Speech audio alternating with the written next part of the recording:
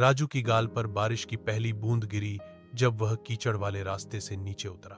यह उस तरह की बूंदा बांदी थी जो जीवित महसूस होती थी, ठंडी, फुसफुसाती, देख रही थी। इस साल मानसून जल्दी आ गया था और गांव डांडिया खेड़ा का गांव बेचैन था। बुजुर्गों ने कहा कि शुरुआती बारिश एक बुरा शगुन था, लेकिन राजू शगुन पर हंसा। यह सिर्फ मौसम है, उसने अपने दोस्त मुन्ना से कहा। बारिश जीवन है, मृत्यु नहीं। यह उससे पहले था कि वे पहला शव मिला। एक किसान, चेहरा पीला, आंखें खुली हुई, 1 इंच पानी में डूबा हुआ। उसके होंठ एक मूक चीख में विभाजित थे। बारिश 3 दिन तक नहीं रुकी।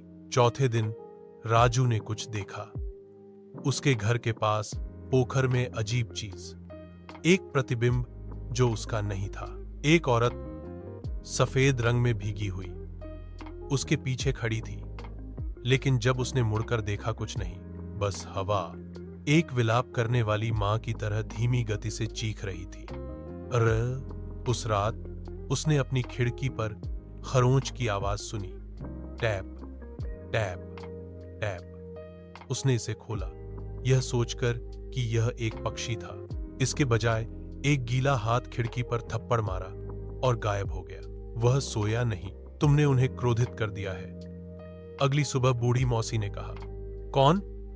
वे जो 78 की बाढ़ में मर गए। यह तो बस एक कहानी है। मृत्यु भी एक कहानी है जब तक वह आती नहीं। बारिश तेज हो गई, घर बाढ़ में डूब गए, लेकिन राजू का कुछ अजीब तरह से सूखे रहे। बहुत सूखा, कोई नमी नहीं, एक बूंद भी नहीं, जैसे बारिश अंदर आने से डरती थी। फिर सपने आए, औरतें रो रही थीं, पुरुष हाँफ रहे थे, उनके मुंह मिट्टी से भरे हुए थे। खोखले वाले बच्चे, हाँ, उसका नाम पुकारना, राजू आओ हमारे साथ जुड़ो। मुन्ना फिर गायब हो गया। दूध लेने घर से निकला, कभी वापस नहीं आया। सिर्फ उसकी चप्पलें मिली तैरती हुई। उस रात राजू ने उसे देखा, बाहर में वर्षा लहराती हुई। मुन्ना, उसने चिल्लाया बाहर निकलते हुए, लेकिन यह मुन्ना नहीं था, यह मुन्ना पहने हुए था। इसका चेहरा गीली मिट्टी की तरह फिसल गया। राजू चिल्लाया और भागा। वर्षा हंसी, गड़गड़ाहट, नीची मोटी हंसी, नालियों से आ रहा है। उसने हर दरवाजा बंद कर दिया, लेकिन ताले पानी पर काम नहीं करते। यह दीवारों से रिस गया। आवाजें पोखर से फुसफुसाईं। तुम तब बच गए जब हम डूब गए, तुम हमें भूल गए। भी बारिश याद रखती है। उसके माता पिता ने एक पुजारी को आजमाया।